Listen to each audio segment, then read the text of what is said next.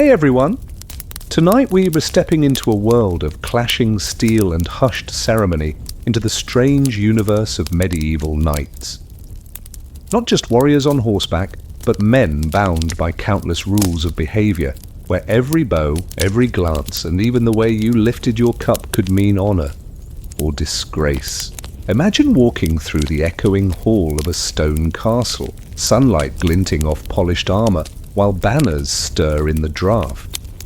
At long oak tables, knights sit in silence, waiting for a lord's signal before they dare lift a spoon. Servants move carefully with basins of water, pouring it over hands not for cleanliness, but for ritual. Laughter is restrained, voices measured, gestures rehearsed. Because in this world, etiquette was as sharp a weapon as the sword at a knight's side. These men lived in a constant balance of violence and refinement. On the battlefield, they struck with brutal force, but in the hall they bowed, knelt, and moved with precision. A wrong gesture, a careless word, even the use of the wrong hand could tarnish a reputation more deeply than a lost duel. Their lives were a performance, not just of courage, but of obedience to customs that now feel alien, even absurd. So before you settle in, take a moment to like the video and subscribe, but only if you enjoy this quiet dive into the stranger corners of history. And tell me in the comments where you're listening from and what time it is for you. I love seeing how far this little community of night listeners stretches. Now dim the lights, maybe picture the glow of torches on cold stone walls, and let's drift together into the curious, solemn and sometimes bizarre world of medieval chivalry, where rules stranger than any battle defined the lives of knights. The making of a knight. The bow of obedience. The path to knighthood was not merely one of martial prowess and battlefield courage. It began long before the first clash of steel, rooted in a profound and relentless indoctrination into a world of rigid hierarchy and unwavering deference. Every knight in training, from the moment they entered a lord's household as a page, then a squire, began their journey with the endless, meticulous gestures of respect. Kneeling, bowing, standing in silence, even the smallest move carried immense weight, an unspoken code that dictated their every action, shaping their very being into a vessel of absolute obedience. Imagine the air, thick with the scent of polished stone, old leather, and the subtle aroma of beeswax from countless candles. The sounds were no longer the simple chatter of a peasant village. They included the hushed murmurs of household staff, the rhythmic clang of distant armor, and the soft rustle of silk banners in draughty halls. Torchlight on marble columns, illuminating scenes of courtly life, always seemed to highlight the subtle dance of power and submission. From the age of 7 or 8, a noble boy would be sent to serve in the household of a powerful lord, learning the intricacies of courtly life and the strictures of chivalry. His days were a ceaseless cycle of service, running errands, carrying messages, waiting upon his betters. But above all, he learned the visual language of deference. Listen to the soft thud of knees against cold stone as a page, then a squire, performed his daily bows before his lord, his lady, or even knights of higher rank. Hear the precise, almost ritualistic instructions from a strict tutor, detailing the angle of the bow, the duration of the kneel, the exact moment to avert one's gaze. See the solemn faces of young boys meticulously practicing these gestures, their small bodies learning the profound lesson of humility and submission. Every movement carried weight. To stand too tall in the Lord's presence, to meet his gaze directly, to speak without being addressed, to cross one's arms, these were not merely impolite acts. They were perceived as challenges to authority, acts of disrespect that could bring swift, harsh punishment.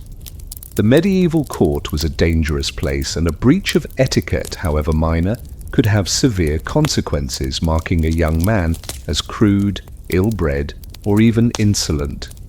The bow of obedience was more than just a physical gesture. It was a profound psychological conditioning. It instilled an absolute understanding of hierarchy, a deep-seated respect for rank, and an unwavering loyalty to one's liege lord. This was the bedrock upon which the entire feudal system rested, ensuring stability and cohesion in a volatile world. Silence was another crucial component of this early training. A knight in training was expected to be seen, not heard, unless specifically commanded to speak. His presence was to be unobtrusive, his movements graceful, his demeanor one of quiet watchfulness. Loud laughter, boisterous chatter, or any form of unseemly noise was strictly forbidden in the Lord's Hall, betraying a lack of self-control and an absence of dignity. The constant practice of these rituals was relentless. From the moment a young boy entered the Lord's household until he himself became a knight, these gestures became second nature, ingrained into his very being. They were the visible markers of his training, his discipline, his acceptance of his place within the warrior elite. Every knight in training began with endless gestures of respect, kneeling, bowing, standing in silence. Even the smallest move carried weight. The bow of obedience was a strange, pervasive, and often frightening aspect of daily life for medieval knights in training. It was an unspoken code, a constant, pervasive presence that shaped their earliest interactions, deepening their understanding of honor and reminding them that their very existence was bound not just by the sword, but by a rigid social hierarchy, enforced by custom, by law, and by the terrifying power of their feudal masters, eating by the code. In the grand, often draughty halls of a medieval castle, the feast was far more than a simple meal. It was a profound social ritual, a meticulously choreographed display of power, hierarchy, and communal bonding. For a knight in training, or even a seasoned knight, eating by the code was paramount.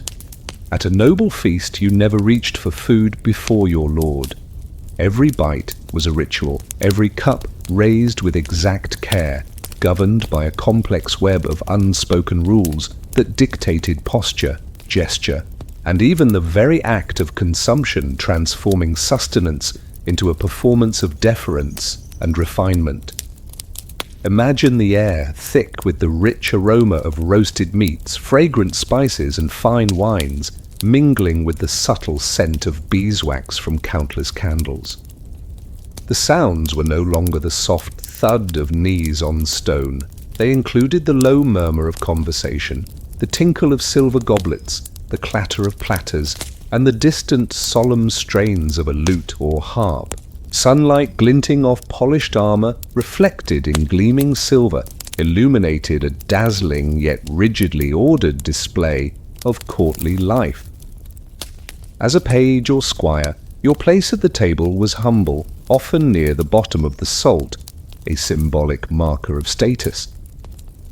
You would be expected to serve, to observe, and to learn the intricate rules of table etiquette that governed the warrior elite.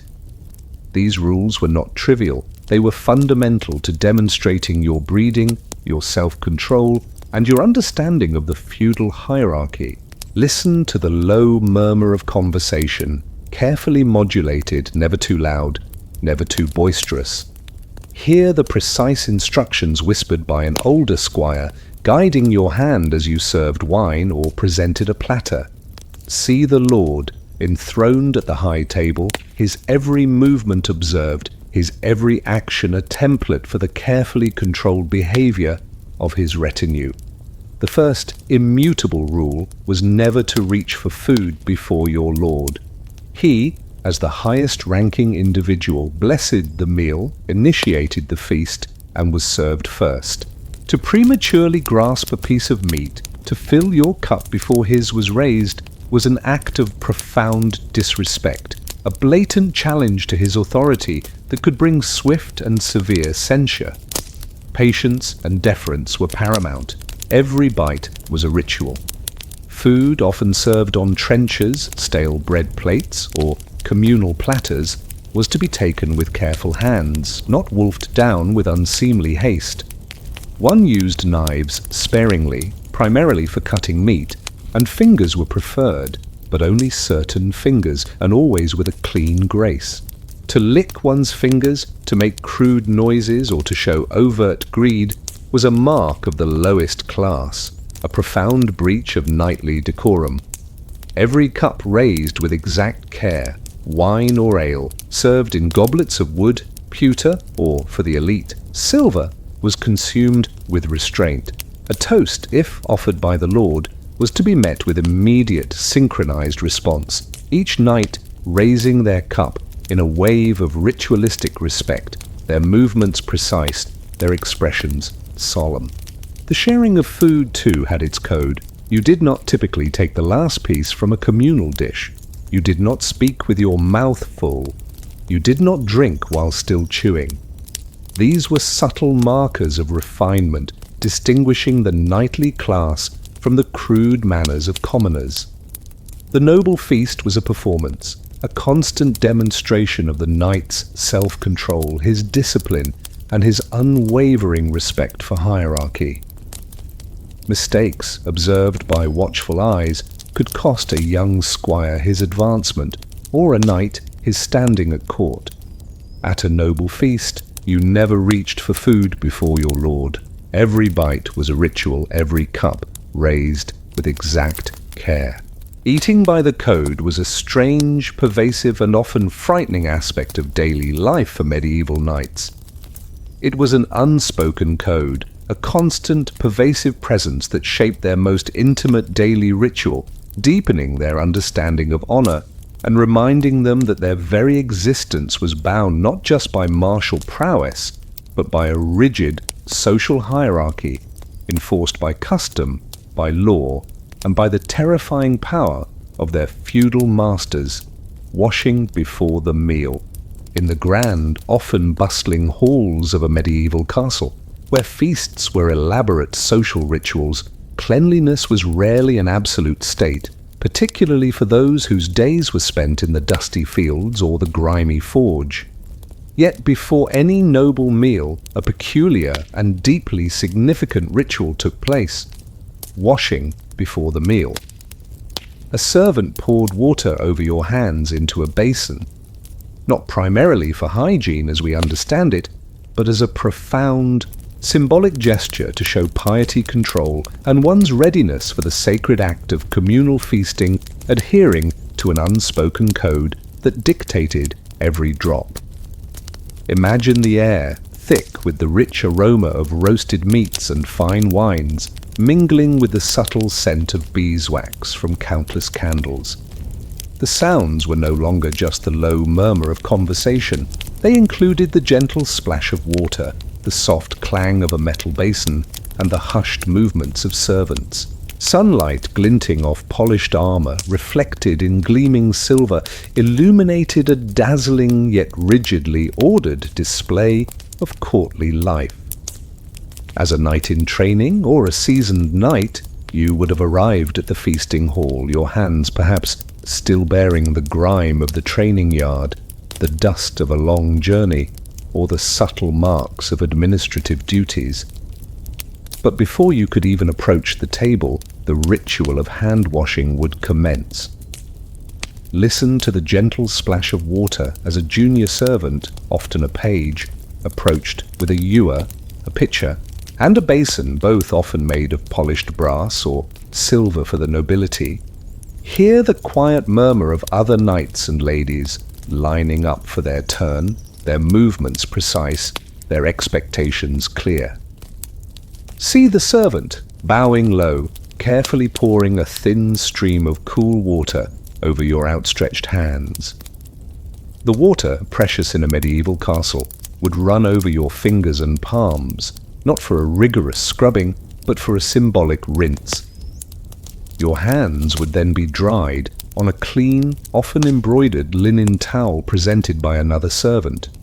The process was swift, elegant, and deeply ritualistic. The primary purpose of this washing was not deep cleanliness. True hygiene was a luxury often unattainable. Instead, it was a multi-layered symbolic act. Firstly, it signified piety. The hands which performed the day's work, which held weapons, which might have committed earthly transgressions, were symbolically cleansed before partaking in a communal meal that, even if secular, carried echoes of sacred communion.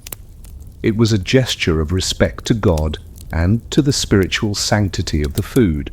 Secondly, it demonstrated control and refinement.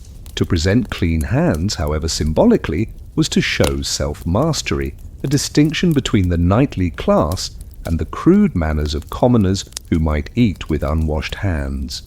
It was a visible performance of one's adherence to courtly decorum, a subtle declaration of one's superior breeding. Thirdly, it was an act of deference and honor. For a servant to pour water over your hands was a sign of your elevated status, a public acknowledgement of your rank within the rigid social hierarchy. For you, the knight, to submit to this ritual was to implicitly accept the customs and rules of the court. The briefness of the washing, the often lukewarm water, the lack of soap, a rarity. These practical shortcomings were irrelevant. The symbolic weight of the act far outweighed any actual hygienic benefit. Mistakes, such as splashing the water carelessly or failing to present one's hands correctly, could be seen as a breach of etiquette, a sign of disrespect, and a mark of crudeness. A servant poured water over your hands into a basin, not for cleanliness, but to show piety and control. Washing before the meal was a strange, pervasive, and often meticulous aspect of daily life for medieval knights. It was an unspoken code, a constant, pervasive presence that shaped their most intimate daily ritual, deepening their understanding of honor and reminding them that their very existence was bound not just by martial prowess, but by a rigid social hierarchy enforced by custom, by law, and by the terrifying power of their feudal masters. No laughing too loudly. In the grand, often solemn halls of a medieval castle, where a fragile sense of order and dignity was meticulously maintained, the atmosphere was typically one of quiet reverence, particularly in the presence of the Lord. For a knight, restraint was everything. His honor was measured not just in battle, but in silence, in dignity, and in not disturbing the solemn air of a hall, leading to a strange, pervasive rule. No laughing too loudly. A boisterous outburst, an uncontrolled guffaw, was not merely impolite, it was a profound breach of etiquette, a dangerous display of a lack of self-control, hinting at a crudeness utterly unbecoming of a warrior elite. Imagine the air, thick with the subtle scent of beeswax from countless candles, old stone, and the lingering aroma of incense, rather than the raw earth of a peasant's hut. The sounds were no longer the simple chatter of a village. They included the low murmur of respectful conversation, the soft strains of a distant lute, and the rhythmic crackle of a grand fireplace. Sunlight glinting off polished armor, reflected in gleaming silver, illuminated a dazzling, yet rigidly ordered, display of courtly life. From the earliest days as a page, a young noble boy was drilled in the art of courtly composure. His training emphasized self-control, gravity, and the suppression of unruly emotions. The Lord's Hall was a place of serious business. Debates, judgments, strategic discussions, and any disruption was a transgression. Listen to the low murmur of conversation, carefully modulated, never too loud, never too boisterous. Hear the solemn pronouncements of the Lord, his voice commanding absolute attention, his words shaping the fate of his lands. See the knights and ladies, their faces composed, their expressions dignified, their movements graceful, maintaining an aura of decorum even amidst moments of levity. Laughter, a natural human expression, was not entirely forbidden, but it was strictly controlled. a gentle chuckle, a soft smile, a polite titter. These were permissible, often encouraged in moments of appropriate merriment.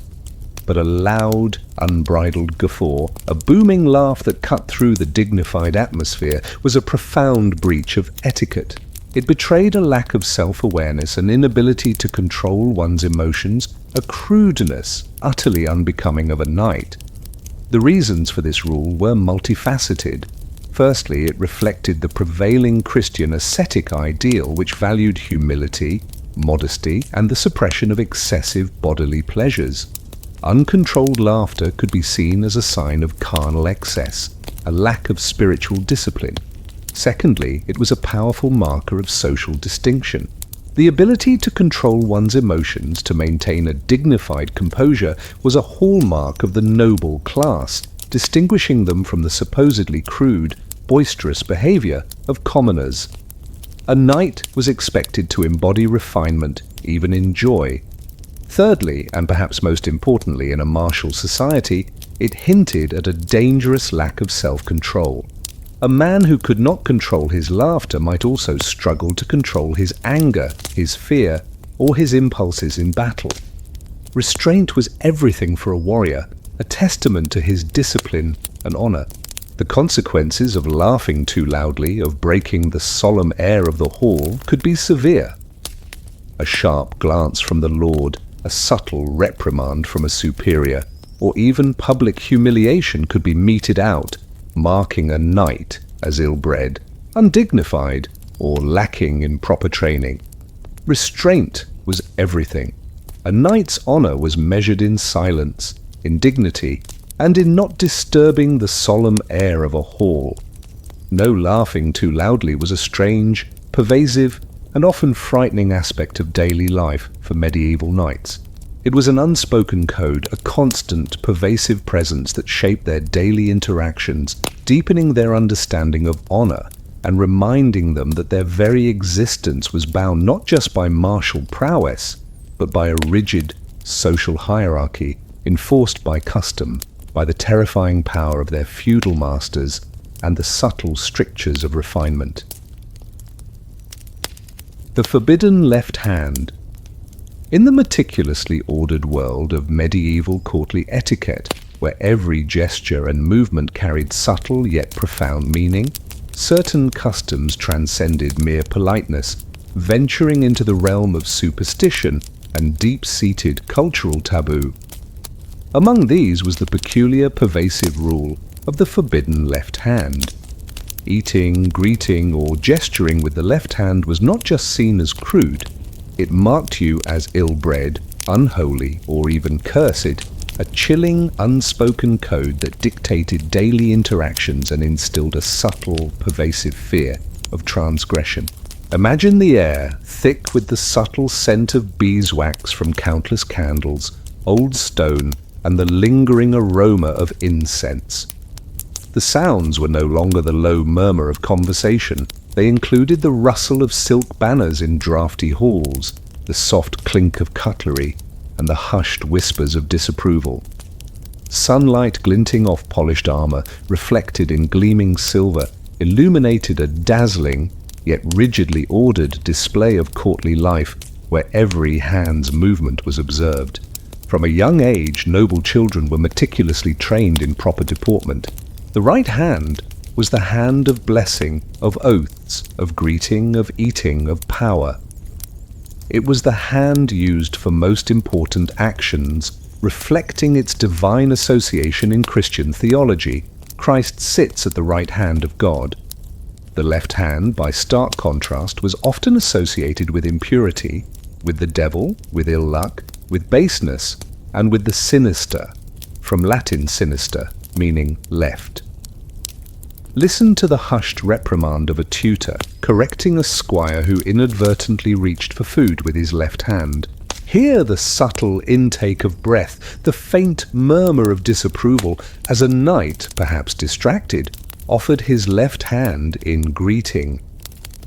See the quick, almost unconscious withdrawal of a hand, the shift of a body, to ensure only the right hand was presented for polite interaction. At the noble feast, the rule was particularly stringent. Food, often served on communal platters or trenchers, was to be grasped with the right hand. To reach for meat, to accept a cup, to pass a dish with the left hand was a profound breach of etiquette. It was seen as uncouth, unhygienic, as the left hand might be used for less clean purposes, and potentially insulting. A knight was expected to display self-control and refinement, and such a lapse betrayed a crude upbringing or a lack of proper courtly training. Greeting with the left hand was an even graver offence. It could be interpreted as a deliberate insult, a sign of disrespect, or even a veiled threat. A handshake, a clasp of arms, or any gesture of camaraderie or deference was always performed with the right. The left hand was reserved for holding a shield in battle, or for less honourable tasks. Beyond mere impoliteness, the fear was that the left hand could transmit ill luck, or even a curse. An object passed with the left hand might be tainted. A blessing given with the left hand might be inverted. Such an act could be interpreted as a sign of malevolent intent, or that the person themselves was somehow unholy, perhaps even touched by dark forces. The consequences of consistently violating the rule of the forbidden left hand could be severe. It could lead to social ostracism, to being marked as crude, unchivalrous, or even suspicious. A knight's honour, so meticulously cultivated, could be gravely diminished, affecting his standing at court, his opportunities, and his reputation. Eating, greeting, or gesturing with the left hand marked you as crude, or even cursed. The forbidden left hand was a strange, pervasive, and often frightening aspect of daily life for medieval knights. It was an unspoken code, a constant, pervasive presence that shaped their most intimate daily interactions, deepening their understanding of honor, and reminding them that their very existence was bound not just by martial prowess, but by a rigid social hierarchy enforced by custom, by deep-seated superstition, and by the terrifying power of courtly judgment. The rules of chivalry: never sit before your lord. In the rigid, meticulously ordered world of medieval feudalism, where social hierarchy was not just a convention, but a divine decree, the display of deference was paramount. For a knight, the cornerstone of this intricate dance of respect and submission lay in his relationship with his liege lord. The rule was absolute: never sit before your lord. A knight, no matter how tired or sore from battle, waited until their superior gave explicit leave, a profound unspoken code that dictated posture, reinforced fealty, and instilled a constant pervasive awareness of one's subordinate place within the warrior elite. Imagine the air thick with the subtle scent of beeswax from countless candles, old stone, and the lingering aroma of incense. The sounds were no longer the distant murmur of conversation. They included the soft rustle of silk banners in draughty halls, the rhythmic crackle of a grand fireplace, and the hushed whispers of servants. Sunlight glinting off polished armor, reflected in gleaming silver, illuminated a dazzling yet rigidly ordered display of courtly life. You might have just returned from a long, arduous journey, your body aching from days in the saddle, your muscles stiff from constant vigilance. Or perhaps you had just endured a grueling session in the training yard, your limbs heavy with fatigue. Yet, upon entering the Lord's Hall, your posture remained erect, your gaze fixed respectfully on his person, your body a tableau of unwavering readiness. Listen to the low murmur of conversation, carefully modulated, never too loud, never too boisterous, that filled the hall. Hear the quiet scrape of a stool as a favored noble was finally invited to sit, a precise moment of permission. See the Lord, enthroned on his high chair, his every movement observed, his every action a template for the carefully controlled behavior of his retinue.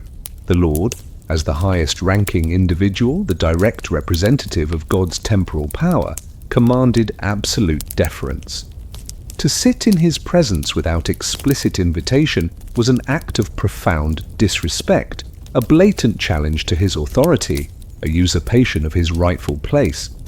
It was seen as an act of hubris, a dangerous display of a lack of understanding of the feudal order, carrying severe consequences. Your position in the hall was crucial. If standing, you would remain attentive, ready to serve, to respond to any command. Your eyes, though generally lowered, would still be watchful, discerning the subtle cues of courtly interaction, the precise moment when an invitation might be extended. The longer you stood, the more visible your deference, the more profound your submission. The invitation to sit was a mark of favor, a subtle acknowledgement of your lord's esteem. "My loyal knight, sit," he might say, with a gesture of his hand, a brief nod of his head. Only then, with a respectful bow, would you carefully select a stool or bench appropriate to your rank, and settle down, ensuring your posture remained dignified, attentive, and ready to rise again at his next command. The fear of transgressing this rule was pervasive, a moment of thoughtless weariness, an accidental slump, a premature attempt to find rest. These could be interpreted as a deep slight, an act of insubordination. Your honor, your standing at court, and your very safety depended on meticulously adhering to this unspoken code. A knight waited until their superior gave leave, no matter how tired or sore from battle. Never sit before your lord was a strange, pervasive, and often frightening aspect of daily life for medieval knights. It was an unspoken code, a constant, pervasive presence that shaped their daily interactions, deepening their understanding of honor and reminding them that their very existence was bound not just by martial prowess, but by a rigid social hierarchy enforced by custom, by law, and by the terrifying power of their feudal masters. Serving ladies first. In the intricate, often contradictory world of medieval chivalry, where brutal violence and refined courtly behavior intertwined, the role of noble women was uniquely elevated, at least in theory. Far from the battlefield, in the rarefied air of the Lord's Hall, a complex code of conduct governed every interaction with ladies of rank. Serving ladies first was not merely a polite custom. Every gesture toward women was calculated, not affection, but a performance of respect, a deeply ingrained ritual designed to demonstrate a knight's honor, his gentility, and his adherence to the ideals of courtly love, ensuring social standing and avoiding any appearance of crudeness. Imagine the air, thick with the sweet scent of beeswax candles, rare perfumes, and the lingering aroma of fine wines. The sounds were no longer the clash of swords, they included the soft rustle of silk gowns, the gentle murmur of courtly conversation, and the delicate strains of a lute. Sunlight glinting off polished armor, reflected in gleaming jewels, illuminated a dazzling yet rigidly ordered display of refinement and social grace. As a knight, or a squire in training, you understood that your reputation depended not only on your courage in battle, but on your impeccable manners at court, particularly towards women of noble birth. These were the ladies of the castle, the lord's wife, his daughters, visiting noble women, and their presence demanded a specific, highly ritualized deference. Listen to the low murmur of respectful conversation, carefully modulated, never too loud, never too coarse, in the presence of noble women. Hear the soft tinkle of a lady's laughter, a delicate sound that would be met with an appropriate, subtle smile, never a boisterous guffaw. See the knights, their posture erect, yet attentive, their gazes polite, but never lingering, performing a constant, subtle dance of deference. The rule of serving ladies first permeated all aspects of courtly interaction. At a feast, They were to be served before men of equal or even slightly higher rank. Wine was poured for them first, platters of food presented with a respectful bow. In a procession, they were given precedence. In a conversation, their words were to be listened to with rapt attention, their opinions treated with gravity. Every gesture toward women of rank was calculated, opening a door, offering an arm, retrieving a dropped item. These were not spontaneous acts of affection, but meticulously performed rituals of respect. The bow, the averted gaze, the polite compliment. Each was a precisely executed movement in the intricate dance of courtly love, a performance designed to demonstrate honor, restraint, and an understanding of the idealized role of women in chivalric society. The motivation behind this code was complex. It was a reflection of the emerging ideals of chivalry, which sought to temper martial brutality with Christian virtues and refined manners. It elevated women to a position of idealized reverence, seeing them as sources of moral inspiration and objects of unattainable devotion in the context of courtly love. But it was also a powerful marker of social distinction. The ability to perform such complex rituals of deference demonstrated one's breeding, one's education, and one's adherence to the refined customs of the noble class, distinguishing a knight from the crude manners of commoners. A breach of this etiquette could lead to public humiliation, a loss of standing, and the damaging accusation of being uncouth or unchivalrous. The fear of transgression, of appearing crude or disrespectful, was pervasive. Your honor, your standing at court, and your very safety depended on meticulously adhering to this unspoken code. Every gesture toward women of rank was calculated, not affection, but a performance of respect. Serving ladies first was a strange, pervasive, and often rigid aspect of daily life for medieval knights. It was an unspoken code, a constant, pervasive presence that shaped their daily interactions, deepening their understanding of honor, and reminding them that their very existence was bound not just by martial prowess, but by a rigid social hierarchy enforced by custom, by the ideals of chivalry, and by the terrifying power of courtly judgment. The ritual of the sword. For a medieval knight, the sword was far more than a mere weapon.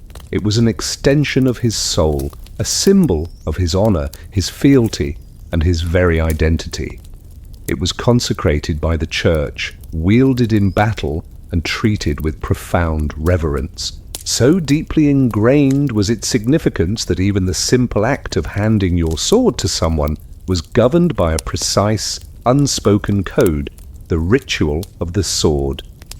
Blade pointed down, hilt forward, presented in complete submission, every movement was imbued with meaning, a sacred dance of trust and deference that could mark a man as loyal or treacherous.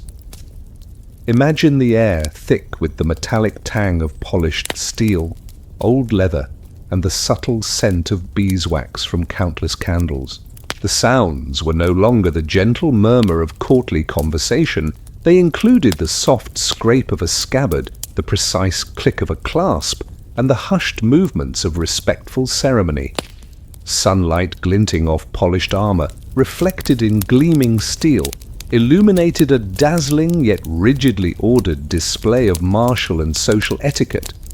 You might be summoned before your lord, perhaps to offer fealty, to swear an oath, or to temporarily yield your weapon as a sign of trust. The act of handing over your sword was not to be performed casually. It was a profound symbolic gesture, fraught with meaning, requiring absolute precision and an unwavering understanding of the underlying etiquette. Listen to the soft, precise scrape of the sword being drawn from its scabbard, a sound that in other contexts could signify impending violence, but here was imbued with solemnity. Hear the hushed whispers of instruction, or the silent, watchful gaze of other knights, ensuring that the ritual was performed correctly. See the knight, his posture erect yet deferential, his hands moving with deliberate grace, presenting his most vital possession. The primary rule was simple: blade pointed down, hilt forward. The hilt, often adorned with a cross or sacred symbols, was the safe part of the sword, the part that could be grasped without danger. To offer the sword, hilt, first, was a gesture of profound trust, demonstrating that you presented your weapon defenselessly, placing your life in the hands of the recipient. It was an act of complete submission, a silent declaration of non-aggression and unwavering loyalty. Conversely, to offer the sword with the blade pointing towards the recipient, or with the blade still sheathed, implying a lack of transparency, was a grave insult. It suggested either a lack of training, a crude disrespect, or, most dangerously, a veiled threat. Such a transgression could be interpreted as treachery, inviting swift and brutal retribution, for a knight's honor and intentions were constantly under scrutiny. The ritual of the sword was particularly significant when a knight swore fealty to his lord. He would kneel before his liege, his head bowed, and present his sword hilt first, a tangible symbol of his vow to serve and protect. The lord in turn would accept the weapon, perhaps briefly touch the blade, and then return it, a symbolic act of acceptance and trust, sealing the sacred bond. This precise etiquette extended beyond formal ceremonies. Even in less formal settings, when temporarily disarming for a feast or a private meeting, the sword would be placed with its hilt towards the lord, or resting against a wall with its blade pointed down, never in a position that could be perceived as threatening. Even the act of handing your sword to someone had its etiquette. Blade pointed down, hilt forward, in complete submission.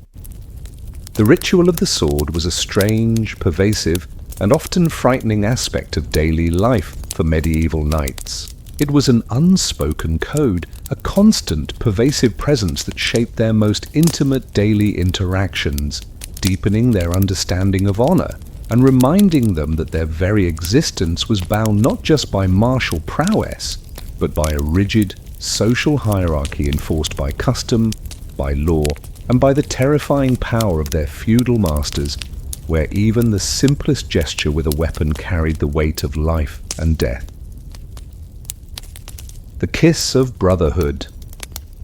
In the intricate, often austere world of medieval knighthood, where fierce loyalty and martial prowess were paramount, personal bonds were sealed not with a handshake, but with a deeply symbolic, highly ritualized gesture.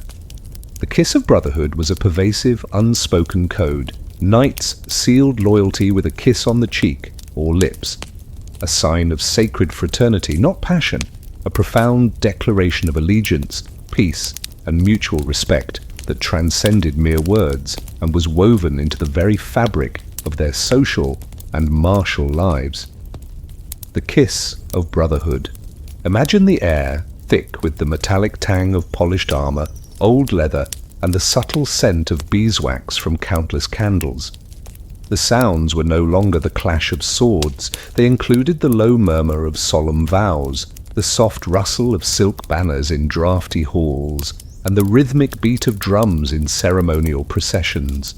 Sunlight glinting off polished armor, reflected in gleaming silver, illuminated a dazzling yet rigidly ordered display of martial and social etiquette. This ritual, known as the osculum paetis, would be kiss of peace, or osculum fidelitatis, kiss of fealty, was a common practice across medieval Europe, extending beyond the nobility to the clergy and even, in some contexts, to commoners. But among knights it carried a particularly potent significance, solidifying bonds of loyalty, friendship, and military alliance. Listen to the low, solemn murmur of a knight swearing fealty to his lord, his voice clear and unwavering. Hear the soft sound of lips meeting cheek, or, on more formal occasions, the mouth. See the two knights, their faces grimly focused, their eyes locked, performing this intimate yet deeply formal gesture, a visible declaration of their sacred pact. The kiss of brotherhood was performed in various contexts. It was a crucial part of the ceremony of fealty, where a vassal knelt before his lord and, after swearing his oath, would rise to receive a kiss, symbolizing the mutual bond of protection and service. It was also used between knights of equal rank to seal a pact of friendship, to affirm an alliance before battle, or to reconcile after a dispute. The nature of the kiss itself was carefully understood. It was a formal, ritualized gesture, utterly devoid of romantic or sexual passion.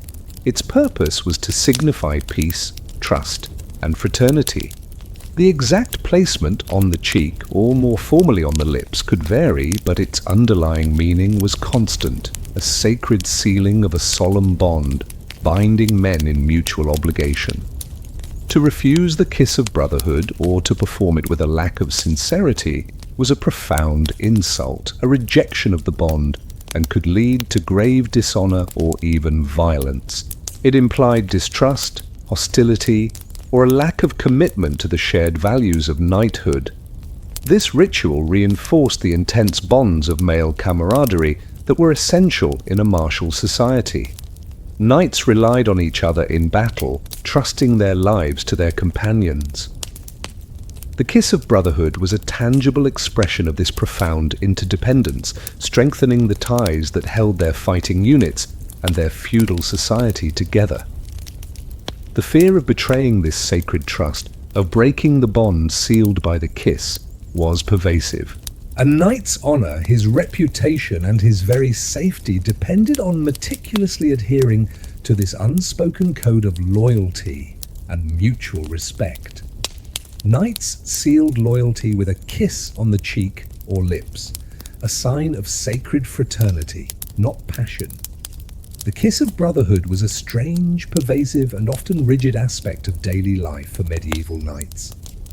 It was an unspoken code, a constant, pervasive presence that shaped their most intimate daily interactions, deepening their understanding of honor and reminding them that their very existence was bound not just by martial prowess, but by a sacred fraternity enforced by custom, by the ideals of chivalry, and by the terrifying power of feudal oaths.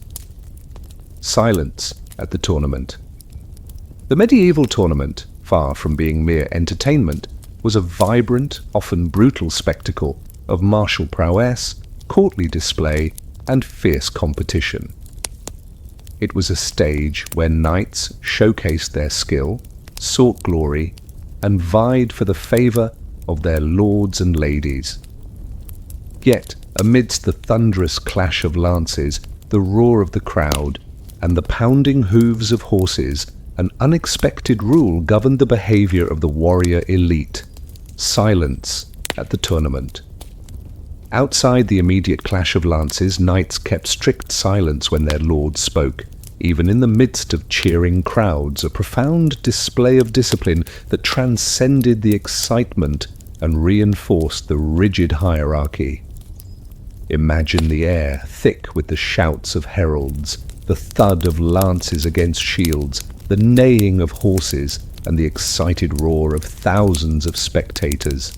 The sounds were a tumultuous symphony of medieval pageantry and controlled violence. But then a subtle shift, as attention turned to the Lord's pronouncements. The rustle of silk banners in draughty halls, now replaced by the vibrant colours of a jousting field, served as a backdrop to this unexpected quietude. As a knight, or a squire attending his master, your presence at the tournament was a crucial part of the display. You would be positioned in the Lord's viewing stand or among his retinue, your polished armour gleaming, your bearing one of proud martial readiness. The excitement was palpable, the tension almost unbearable as two knights charged towards each other, lances lowered, destined for a shattering impact. Listen to the deafening roar of the crowd, a visceral wave of sound as a lance connected, as a knight was unhorsed, as the cheers erupted. Hear the triumphant blare of trumpets, the excited murmurs of commentators, but then a distinct, authoritative voice would cut through the din. The voice of your lord addressing his companions, offering a comment on the joust or giving a command. Immediately a ripple of quietude would spread through his immediate retinue. All conversation would cease. All attention would turn to him. Knights moments ago caught up in the thrill of the joust would compose their features, their gazes fixed respectfully on their lord. This was the rule of silence at the tournament. To interrupt your lord, to speak out of turn, to engage in boisterous chatter, or to allow your excitement to overshadow his voice. These were profound breaches of etiquette, acts of disrespect that could not be tolerated. Even in the midst of a cheering, chaotic crowd, the knight's honor was measured in his ability to maintain decorum, to display absolute deference to his superior. The reasons for this rule were multifaceted.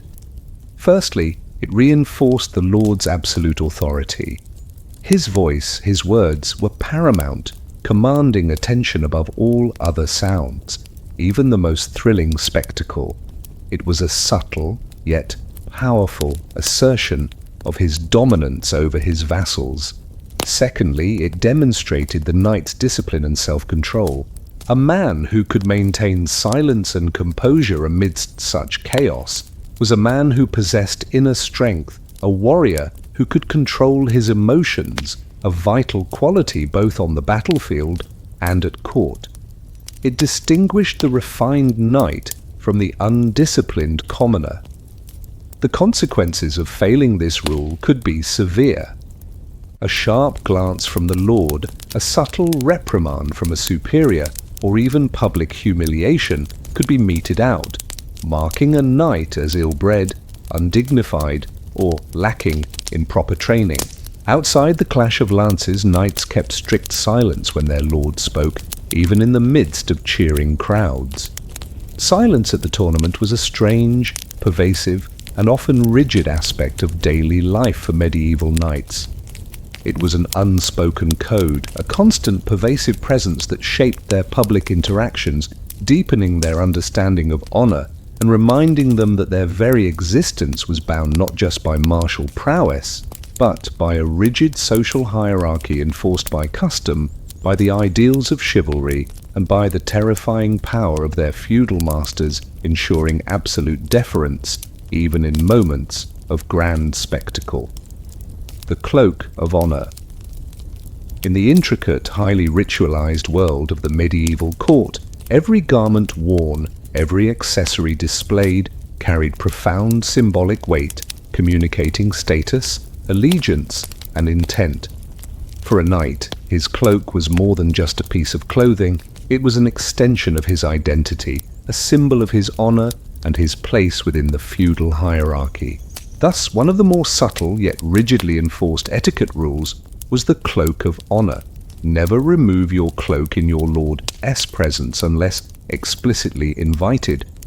A profound symbol of humility before rank, a constant unspoken code that dictated conduct and revealed the true measure of a man's understanding of courtly deference.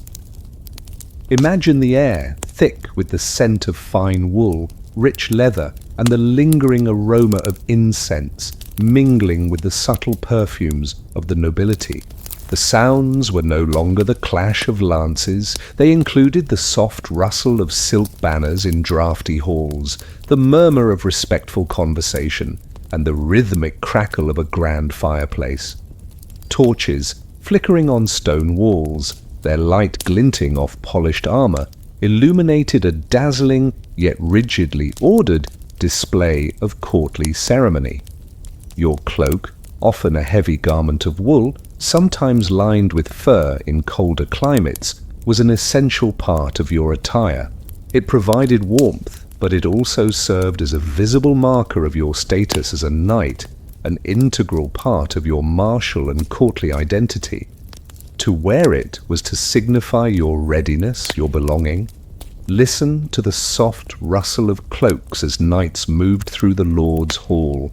their movements precise, their bearing dignified. Hear the low murmur of conversation, carefully modulated, never too loud, always respectful. See the Lord enthroned on his high chair, his own rich robes testament to his power, his every movement observed, his every action a template for the carefully controlled behavior of his retinue. The rule was clear. Upon entering your Lord's presence, you kept your cloak on. This was an act of profound humility and deference. To remove your cloak to appear in your inner garments without explicit permission was considered an act of presumptuous familiarity, a subtle challenge to the Lord's authority, and a profound breach of courtly etiquette. It suggested a false sense of equality, a lack of understanding of the vast social chasm between lord and vassal. The lord might, as a sign of favour or a gesture of warmth, invite a knight to remove his cloak, particularly if the hall was warm or the meeting was to be long and informal. "My loyal knight, do ease your shoulders," he might say, with a gesture of his hand, a subtle nod of his head. Only then, with a respectful bow, would you carefully unfasten your cloak and lay it aside, perhaps over a bench or a waiting servant's arm. This ritual reinforced the Lord's absolute dominion, his right to dictate every aspect of his vassals' behavior, even their comfort. It was a subtle yet powerful assertion of his authority, a constant reminder that all privileges and liberties flowed from his will. The fear of transgression, of appearing disrespectful or presumptuous, was pervasive. A moment of thoughtless weariness, an accidental unfastening, a premature attempt to shed the garment. These could be interpreted as a deep slight, an act of insubordination. Your honour, your standing at court, and your very safety depended on meticulously adhering to this unspoken code. Never remove your cloak in your Lord's presence unless invited, a symbol of humility before rank. The cloak of honour was a strange, pervasive, and often rigid aspect of daily life for medieval knights. It was an unspoken code, a constant, pervasive presence that shaped their public interactions, deepening their understanding of honour and reminding them that their very existence was bound not just by martial prowess, but by a rigid social hierarchy enforced by custom, by the ideals of chivalry, and by the terrifying power of their feudal masters, ensuring absolute deference at court and in every ceremony. At court and in ceremony, the dance of kneeling.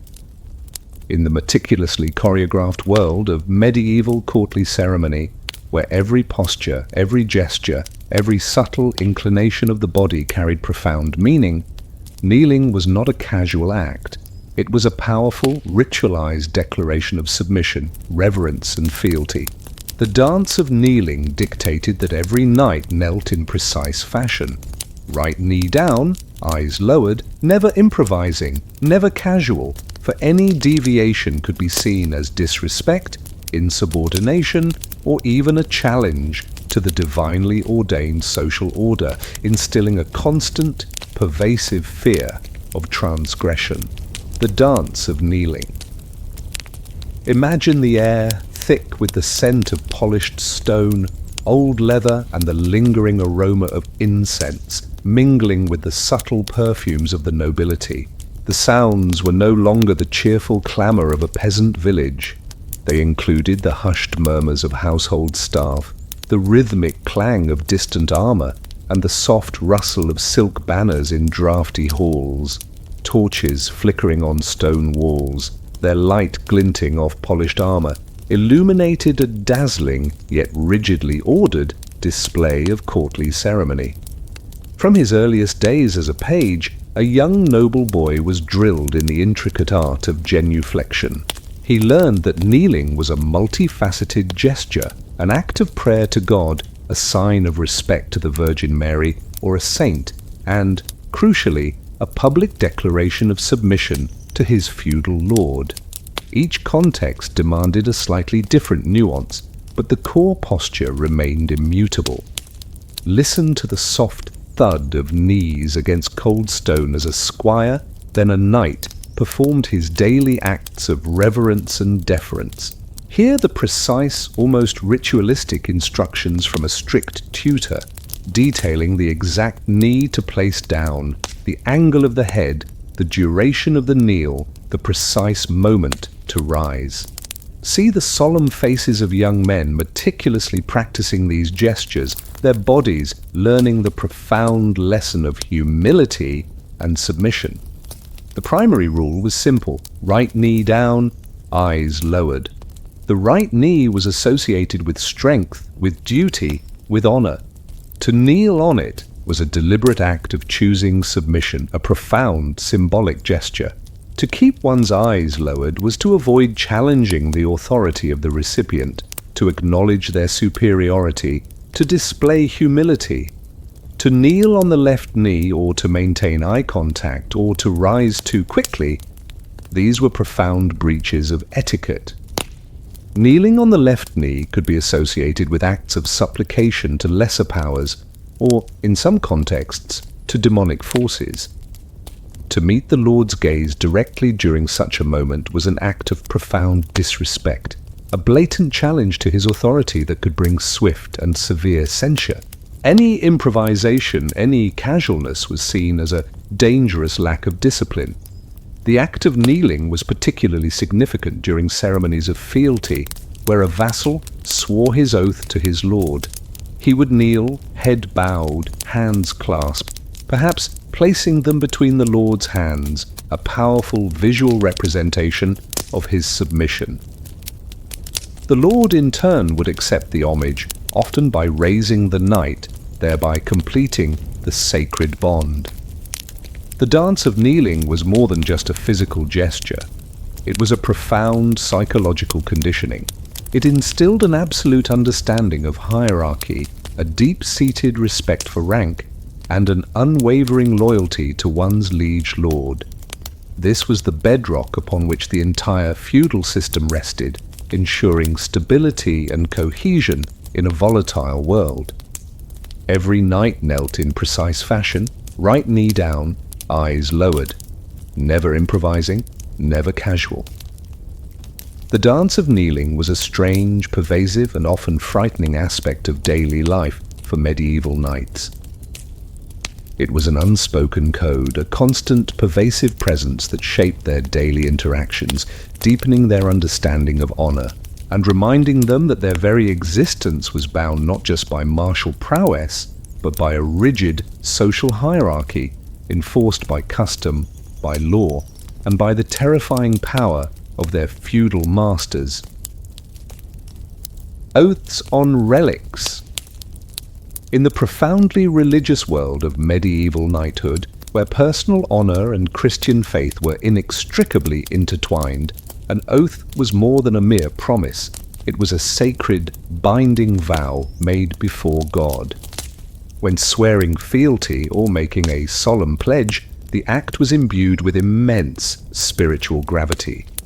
Oaths on relics dictated that you touched holy relics, not swords, and a careless oath could doom your soul, a terrifying unspoken code that shaped the most solemn moments of a knight's life, and instilled a pervasive fear of divine retribution.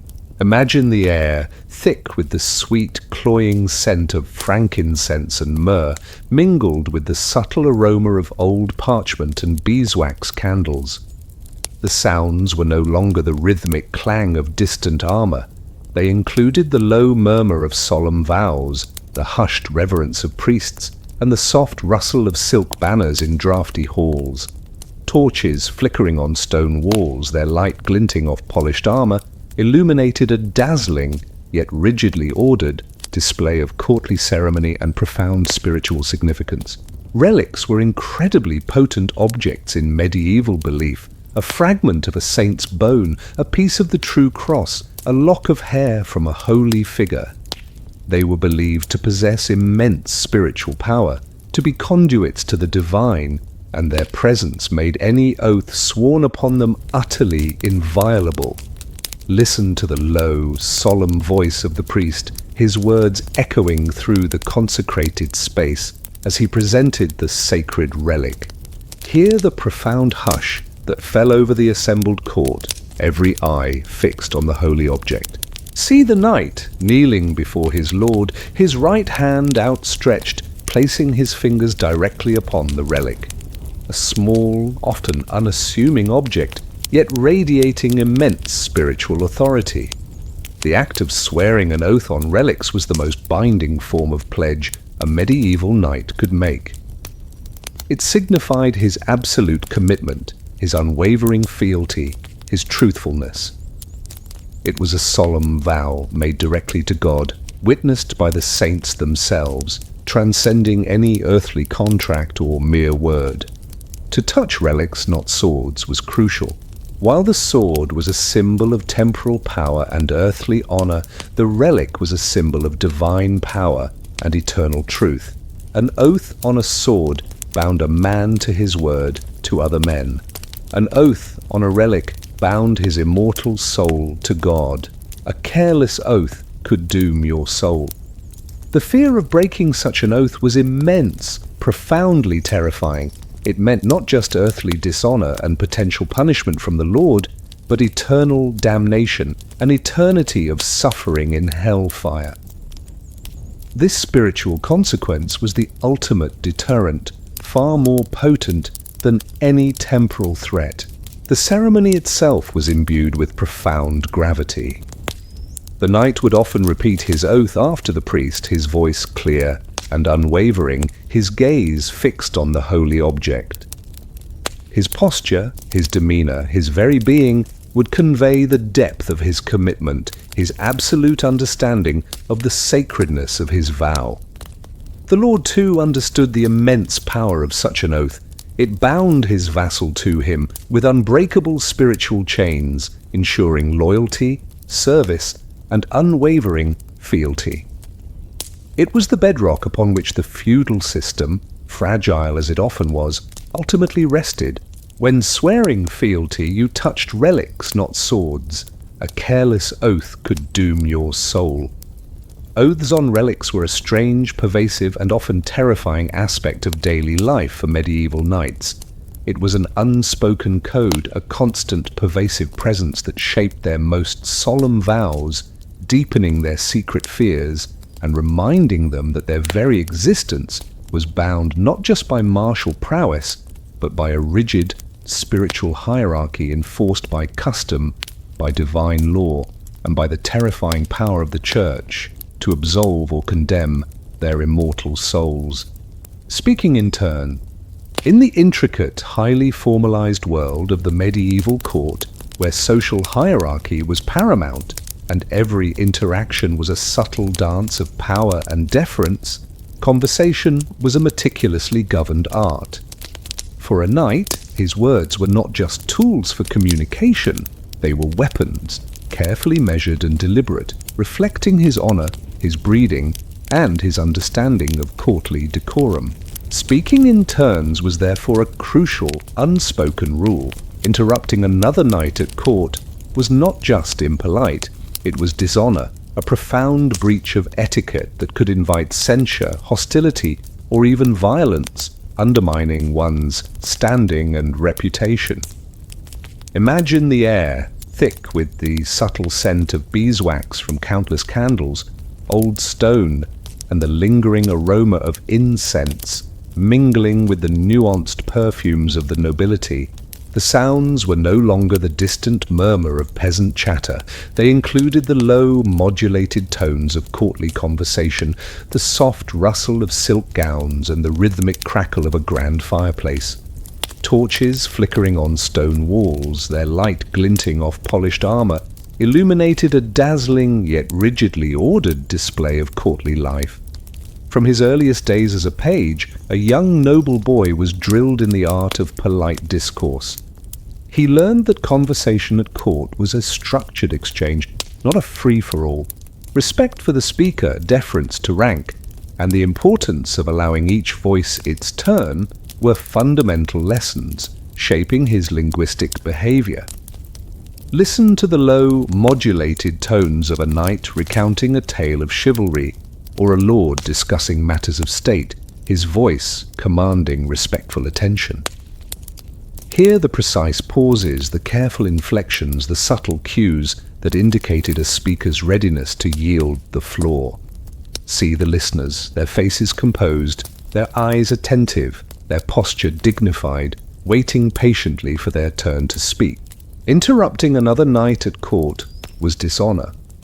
It was a profound breach of etiquette, seen as an act of rudeness, a lack of self-control, and most dangerously a subtle challenge to the speaker's authority or dignity. In a society where honor was everything, such a transgression could inflict a deep slight, demanding an apology or even a more formal redress. The reasons for this rule were multifaceted. Firstly, it reflected the prevailing social hierarchy. Those of higher rank were given precedence in speech, their words carrying greater weight. To interrupt a superior was an act of insubordination. To interrupt an equal was an act of disrespect, implying that your words were more important than theirs. Secondly, it demonstrated the knight's self-control and refinement. A man who could wait patiently, who could listen attentively, who could articulate his thoughts clearly and respectfully, was a man of breeding and discipline, qualities highly valued both at court and on the battlefield. Uncontrolled interruptions hinted at a lack of composure, a crudeness unbecoming of a knight. Thirdly, words were weapons. In the intricate dance of courtly politics, conversations could be fraught with subtle meanings, veiled challenges, or delicate negotiations. Interrupting could disrupt a carefully constructed argument, reveal a secret, or inadvertently betray a confidence, leading to severe political or social consequences. The fear of transgression, of appearing crude, disrespectful, or lacking in self-control was pervasive. A moment of thoughtless eagerness, an accidental interjection, a failure to read the subtle social cues. These could be interpreted as a deep slight affecting one's standing, reputation, and opportunities at court. Interrupting another knight at court was dishonor. Words were weapons, measured and deliberate. Speaking in turns was a strange, pervasive, and often rigid aspect of daily life for medieval knights.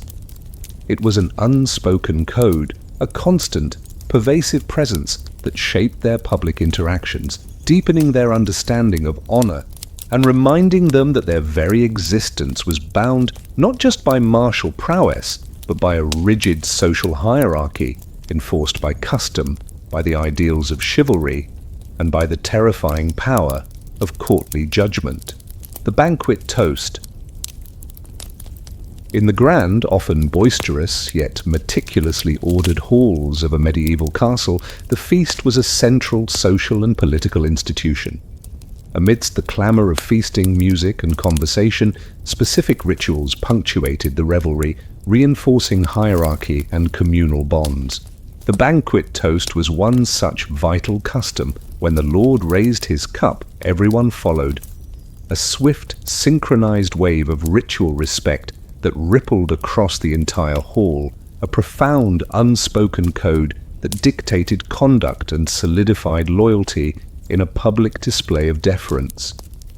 Imagine the air thick with the rich aroma of roasted meats, fragrant spices and fine wines, mingling with the subtle scent of beeswax from countless candles.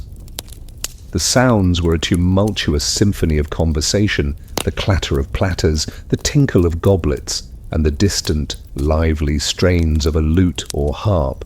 Torches flickering on stone walls, their light glinting off polished armor, illuminated a dazzling, yet rigidly ordered display of courtly life. As a knight, or a squire attending his master, your place at the table, however humble, placed you within this intricate web of social obligation.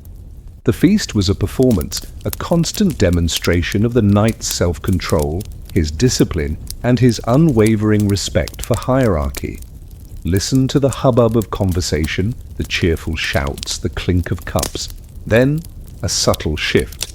The lord, enthroned at the high table, would slowly, deliberately rise from his seat or simply lift his hand, grasping his cup. A hush would slowly fall over the hall, a ripple of quietude spreading from the high table outwards as all eyes turned to him. Hear the clear, resonant voice of the Lord offering a toast, perhaps to his king, to his ancestors, to the valor of his knights, or to the prosperity of his lands.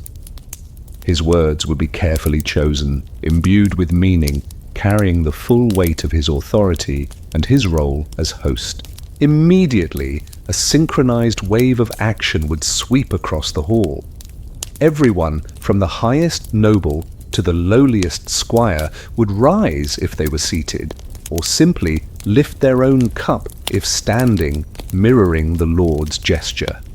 Their eyes, previously engaged in conversation or focused on their food, would now be respectfully fixed on the Lord. This was the banquet toast, a moment of collective, unwavering deference. The cups, whether of gilded silver, polished pewter, or simple wood, would be raised in unison, a silent, powerful affirmation of loyalty and shared purpose. The liquid, wine, ale, or even water, would be drunk in a single, communal draught, symbolizing their unity under the Lord's command. To fail to respond to the Lord's toast, to remain seated, to delay in raising one's cup, or to drink too early or too late, these were profound breaches of etiquette, acts of grave disrespect, and a blatant challenge to his authority. Such a transgression could be met with a cold glance, a subtle reprimand, or even public humiliation, marking a knight as ill-bred, disloyal, or lacking in proper courtly training. This ritual reinforced the Lord's absolute dominion, his right to command the attention and loyalty of all present. It was a powerful public assertion of his authority, a constant reminder that all privileges and honors flowed from his will and demanded unwavering fealty in return. When the Lord raised his cup, everyone followed, a wave of ritual respect across the hall. The banquet toast was a strange, pervasive, and often rigid aspect of daily life for medieval knights. It was an unspoken code, a constant, pervasive presence that shaped their public interactions, deepening their understanding of honor and reminding them that their very existence was bound not just by martial prowess, but by a rigid social hierarchy enforced by custom, by the ideals of chivalry, and by the terrifying power of their feudal masters, ensuring absolute deference at court and in every ceremony. Oddities of honor: the knight's beard. In the medieval world, where status was paramount and physical appearance conveyed profound social meaning, a man's beard was far more than just facial hair. It was a potent symbol of his masculinity, his wisdom, his age, and crucially, his honor. For a knight whose very existence was built upon a foundation of personal dignity and martial pride, the beard carried immense weight. Cutting a knight's beard without consent was not merely a stylistic affront, it was a deadly insult, a profound act of emasculation and dishonor, often answered with blood, a strange but deeply ingrained code that shaped personal interactions and ignited furious vengeance. Imagine the air, thick with the metallic tang of polished steel, old leather, and the subtle scent of beeswax from countless candles. The sounds were no longer the low murmur of courtly conversation. They included the hushed whispers of scandal, the sharp clang of swords being drawn, and the solemn murmur of prayers before a duel. Sunlight glinting off polished armor, reflected in gleaming blades, illuminated a world where even the most intimate aspects of appearance were fraught with peril. A full, well-maintained beard was a mark of maturity, of respectability, of wisdom. For a knight, who often cultivated his beard as a symbol of his martial experience and his standing, it was an integral part of his honor. It was a part of his public persona, a visual declaration of his identity as a seasoned warrior, distinct from the clean-shaven pages and squires. Listen to the low murmur of conversation, carefully modulated, that would fill a hall punctuated by the occasional clang of steel.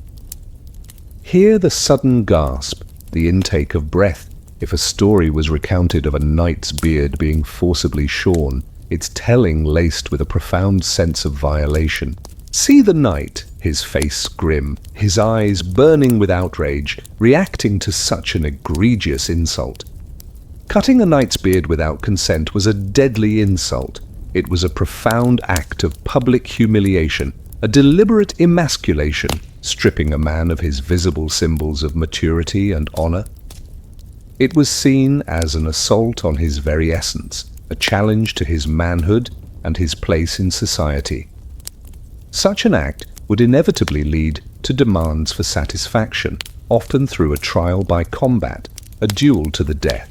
The reasons for this deep-seated taboo were multifaceted. Firstly, the beard was seen as a symbol of virility and strength, attributes essential to a warrior. To cut it was to symbolically diminish his power. Secondly, it carried religious overtones in some contexts, linked to Old Testament traditions and a sense of divine blessing. Thirdly, and perhaps most importantly, in a society where honor was everything, any deliberate act of public humiliation demanded an immediate and proportional response, lest a knight be seen as weak or cowardly. The consequences of such an insult were almost universally violent. A challenge would be issued, often immediately, or after a period of intense deliberation, escalating swiftly to a duel. The duel would be fought with grim determination, often to the death, for only blood could truly cleanse such a profound stain on one's honor. The fear of such an insult, of being publicly shamed in such a visceral way, was pervasive. Knights guarded their beards as carefully as they guarded their weapons, understanding the profound symbolic weight they carried. Cutting a knight's beard without consent was a deadly insult, often answered with blood. The knight's beard was a strange, pervasive, and often frightening aspect of daily life for medieval knights. It was an unspoken code, a constant, pervasive presence that shaped their personal interactions, deepening their understanding of honor, and reminding them that their very existence was bound not just by martial prowess, but by a rigid social hierarchy enforced by custom, by the ideals of chivalry, and by the terrifying power of personal dignity, where even a single strand of hair could ignite a furious, deadly vengeance. No spilling salt in the grand, often bustling halls of a medieval castle, where feasts were elaborate social rituals. Every detail of table etiquette carried profound meaning, often rooted in ancient superstitions and deeply held beliefs. Among these, few rules were as potent and as fraught with subtle fear as the prohibition against spilling salt. A clumsy hand at the table, inadvertently overturning the precious grains, was not merely an accident. It could mark you as cursed or dishonorable. Salt was precious, symbolic, and sacred, and its spilling was a chilling omen that stirred deep anxieties about fate and misfortune. Imagine the air, thick with the rich aroma of roasted meats, fragrant spices, and fine wines, mingling with the subtle scent of beeswax from countless candles. The sounds were no longer the low murmur of conversation. They included the tinkle of silver goblets, the clatter of platters, and the hushed whispers of concern. Sunlight glinting off polished armor, reflected in gleaming silver, illuminated a dazzling yet rigidly ordered display of courtly life, where every detail of the meal was observed. Salt was an incredibly precious commodity in the medieval world, vital for preserving food, seasoning meals, and even as a form of currency, hence salary from salarium. Its economic value alone made its spilling a significant waste. But beyond its practical worth, salt held profound symbolic and sacred meaning. It was a symbol of purity, of preservation, of fidelity, and of the sacred covenant with God. In Christian tradition, it could ward off evil and represented wisdom. Listen to the low murmur of conversation, carefully modulated, that would fill the feasting hall. Hear the sudden, sharp intake of breath, the abrupt silence, if a knight, perhaps in a moment of carelessness, accidentally knocked over a small pile of salt from a trencher or a salt cellar. See the spilled white grains scattered across the dark wood of the table, a stark, unsettling image. The immediate reaction was often one of profound unease. A clumsy hand at the table, inadvertently spilling salt, was not dismissed as a simple accident. It was seen as a grave omen, a harbinger of misfortune, bad luck, or even a curse.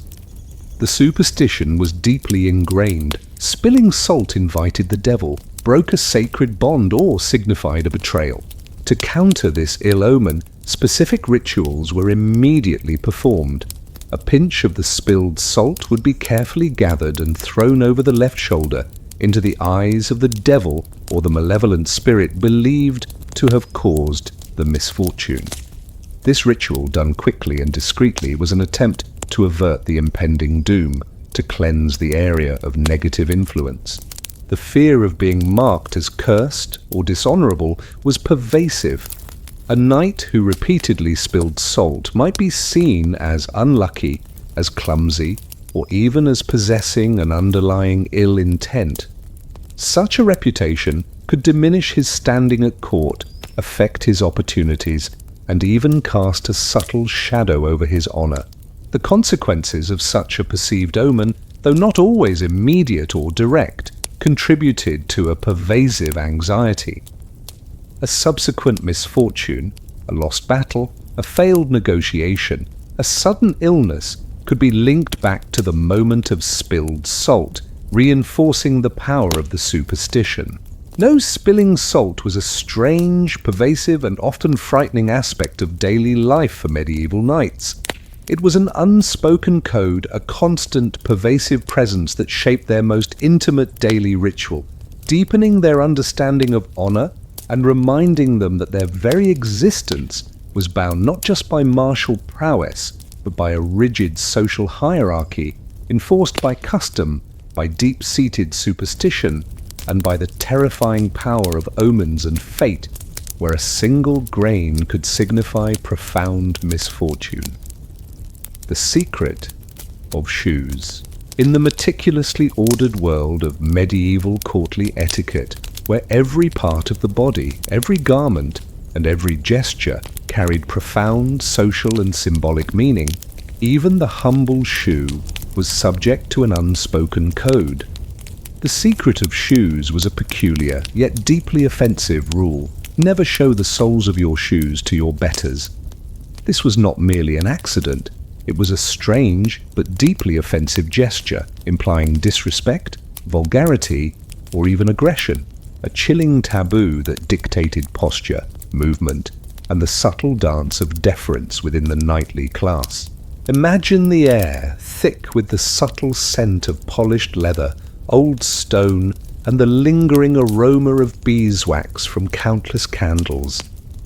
The sounds were no longer the low murmur of conversation. They included the soft slap of expensive leather boots on polished floors, the rustle of silk gowns, and the hushed whispers of disapproval.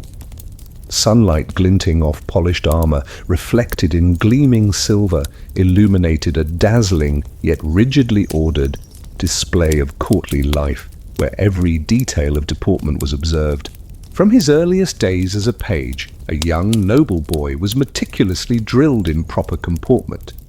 He learned that the soles of the feet which touched the dirt of the ground were considered the lowest, most unclean part of the body, associated with humility, subservience, and often with the vulgarity of the common folk. To show them to someone of higher rank, or even equal rank, was therefore an act of profound disrespect, an insult that implied they were beneath you, that they were as lowly as the ground itself. Listen to the low murmur of conversation, carefully modulated, that would fill a hall. Hear the sharp intake of breath, the abrupt silence, if a knight, perhaps in a moment of carelessness or distraction, inadvertently crossed his legs in such a way that the sole of his boot was visible to his lord or a visiting dignitary. See the subtle shift in posture, the quick adjustment of limbs, as individuals carefully ensured their feet remained discreetly positioned, always out of sight. The rule extended to various situations. When seated, one was careful not to cross one's legs carelessly, or to prop one's feet up in a manner that exposed the soles. When walking, one maintained a dignified stride, ensuring the feet were always placed flat on the ground, never lifted in an ostentatious or vulgar way that would reveal the underside of the footwear. Even a simple gesture, like pointing with a foot, was deeply offensive if it exposed the sole. The reasons for this strange but deeply offensive gesture were deeply rooted in cultural and religious beliefs. In many ancient and medieval cultures, the feet, and especially their soles, were considered unclean. To show them was to convey disrespect, to equate the recipient with dirt or dust. In some contexts, it could even be seen as a veiled insult, akin to a gesture of disdain or contempt. The consequences of violating the secret of shoes could be severe. A sharp glance from the Lord, a subtle reprimand from a superior, or even public humiliation could be meted out, marking a knight as crude, ill-bred, or lacking in proper courtly training. Such an insult could easily lead to a loss of standing, a diminished reputation, and even challenge to one's honor. Never show the soles of your shoes to your betters, a strange but deeply offensive gesture. The secret of shoes was a weird, pervasive, and often frightening aspect of daily life for medieval knights.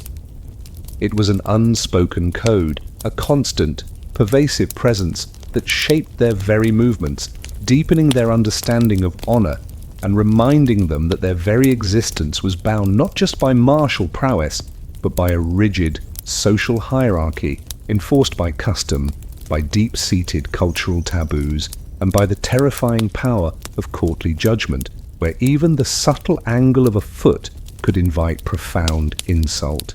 Guarding the Lord's chair. In the rigidly hierarchical world of the medieval court, where every object, every space, and every gesture was imbued with profound social meaning, the Lord's chair was far more than a mere piece of furniture. It was a physical symbol of his power, his authority, his very sovereignty over his lands and vassals. Thus, one of the deepest, most sacrosanct rules of etiquette was guarding the Lord's chair. A knight never sat in the seat of their master, even if empty. To do so was not merely impolite, it was an act of profound treachery, a chilling usurpation of authority that could bring swift, brutal, and often fatal punishment, a pervasive fear that shaped every movement within the Lord's hall. Imagine the air, thick with the subtle scent of beeswax from countless candles, old stone, and the lingering aroma of incense mingling with the rich perfumes of the nobility. The sounds were no longer the low murmur of courtly conversation. They included the soft rustle of silk banners in draughty halls, the rhythmic crackle of a grand fireplace, and the hushed whispers of solemn warnings. Torches flickering on stone walls, their light glinting off polished armor, illuminated a dazzling yet rigidly ordered display of courtly life, where every object had its designated sacred place. The Lord's chair, often a high-backed, elaborately carved and upholstered throne, stood at the head of the high table, or on a raised dais, a constant visual reminder of his supreme authority. It was his seat, his alone, embodying his power, even in his physical absence. For a knight, to even casually approach it, let alone sit in it, was to trespass on sacred ground. Listen to the low murmur of conversation, carefully modulated, that would fill the hall. Hear the sudden, sharp intake of breath, the abrupt silence, if a knight, perhaps in a moment of thoughtlessness or hubris, inadvertently moved too close to the empty throne, or, worse, attempted to sit in it. See the quick, nervous glances exchanged between courtiers, their faces etched with a mixture of shock and apprehension. To sit in the seat of their master, even if empty, was treachery. It was interpreted as a deliberate act of usurpation, a blatant challenge to the lord's authority, a physical claim to his power. It hinted at ambition, disloyalty, or a profound lack of respect that could not be tolerated. Such a transgression was not merely a breach of etiquette. It was an act of symbolic rebellion, a direct threat to the very foundations of the feudal system. The consequences of such an act were almost universally severe. A direct and furious reprimand from the lord if he was present. If not, the accusation of treachery could swiftly follow, leading to a formal trial, often by combat or by a council of nobles, and the ultimate punishment, forfeiture of lands, exile, or, most terrifyingly, death for treason. The lord's power was absolute, and any challenge, however symbolic, was met with overwhelming force. The fear of transgressing this rule was pervasive, a deep-seated anxiety that governed every movement within the lord's hall. Knights were meticulously trained to respect all symbols of authority, and the lord's chair was the most potent of these. One never approached it carelessly, one never touched it without permission, and one certainly never sat in it. A knight never sat in the seat of their master, even if empty. To do so was treachery. Guarding the lord's chair was a strange, pervasive, and often terrifying aspect of daily life for medieval knights. It was an unspoken code, a constant, pervasive presence that shaped their movements, deepened their understanding of honor, and reminded them that their very existence was bound not just by martial prowess, but by a rigid social hierarchy enforced by custom, by law, and by the terrifying power of their feudal masters, where even a piece of furniture could symbolize profound rebellion or absolute loyalty. Sleeping with honor. In the medieval world, where a knight's life was a ceaseless cycle of vigilance, battle, and courtly duty, even the act of rest was imbued with profound meaning, shaped by the demands of honor and the ever-present threat of danger. Sleeping with honor was a fundamental, unspoken rule. Knights removed their heavy armor, but kept their swords close. Even rest had a ritual of dignity and readiness, a complex blend of vulnerability and vigilance that reflected their status as protectors, their personal integrity, and their unwavering commitment to their lord and their martial oath.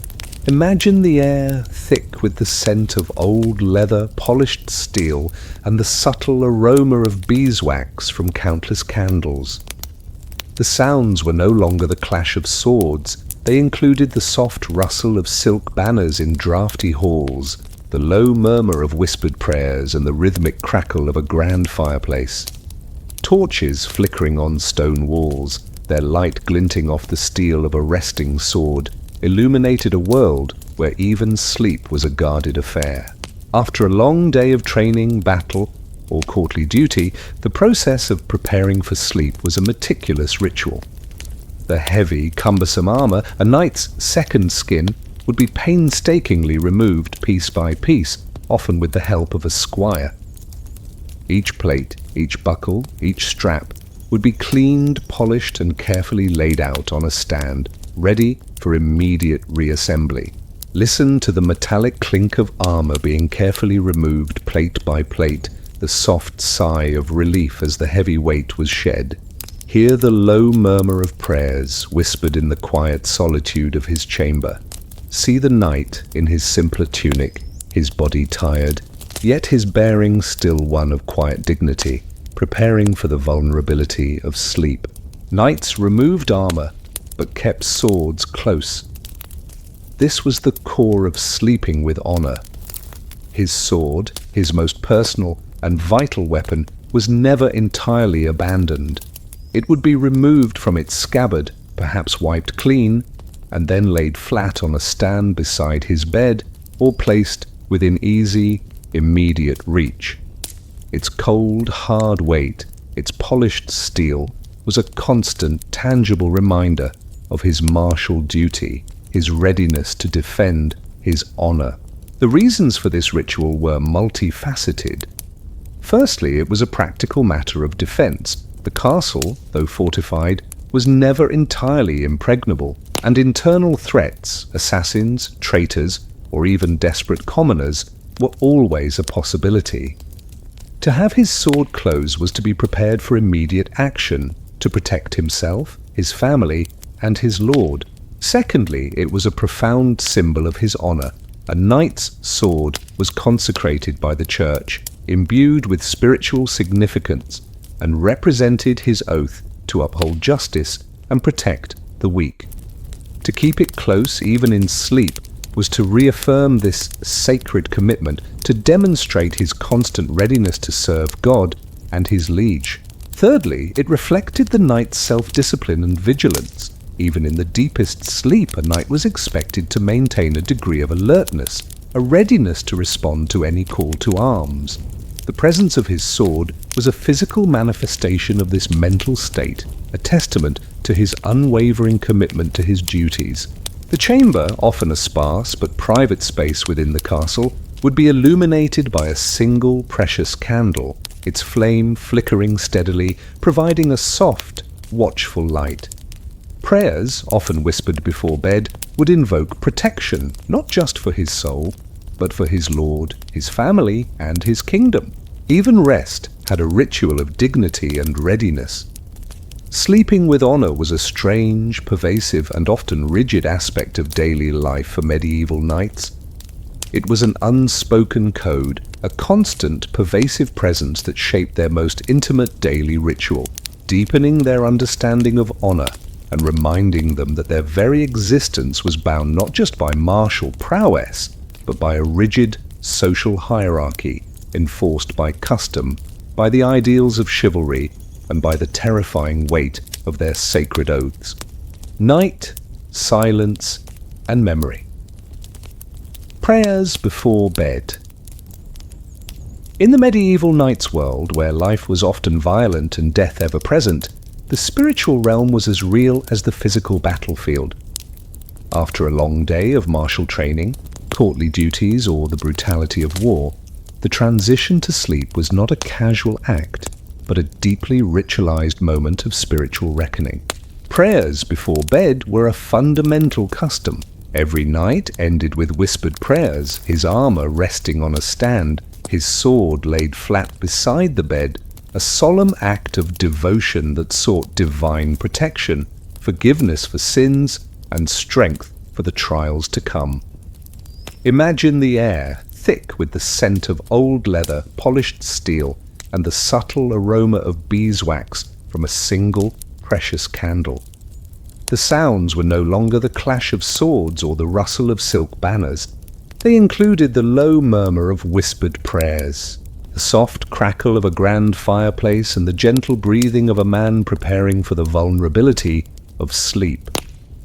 Torches flickering on stone walls cast dancing shadows on the armor, which stood like a silent sentinel.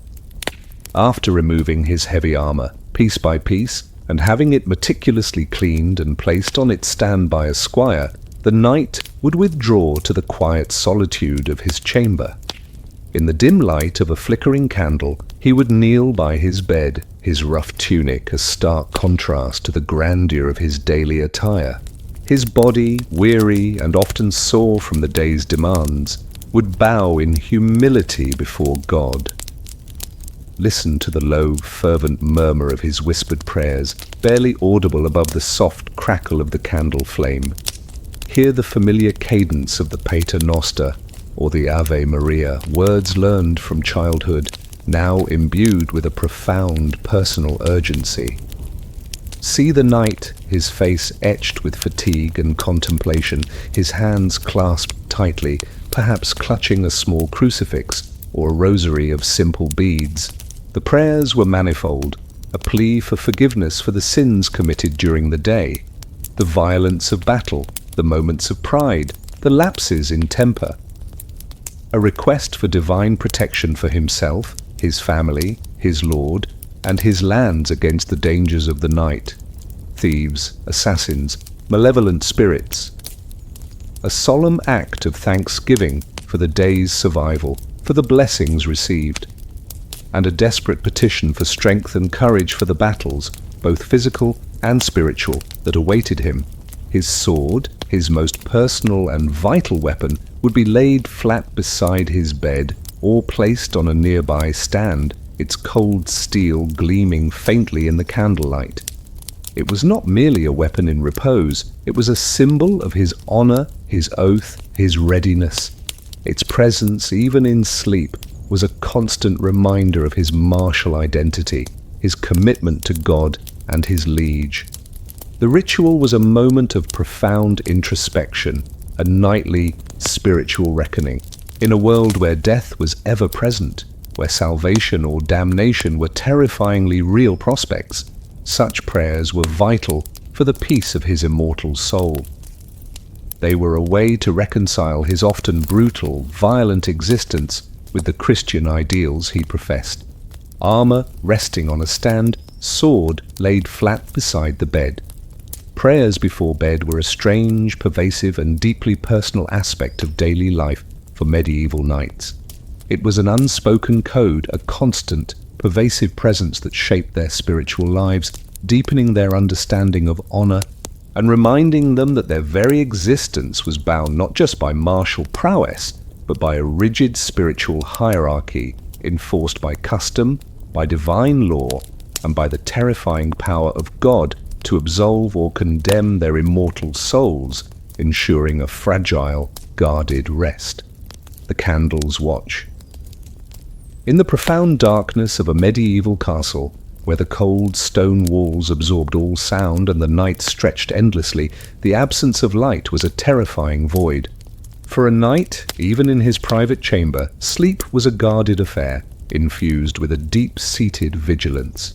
The candle's watch was a fundamental custom, a single flame burned through the night, not just for practical light, but as a profound symbol of vigilance and purity, a constant flickering beacon against the unseen dangers and spiritual darkness that permeated the castle walls.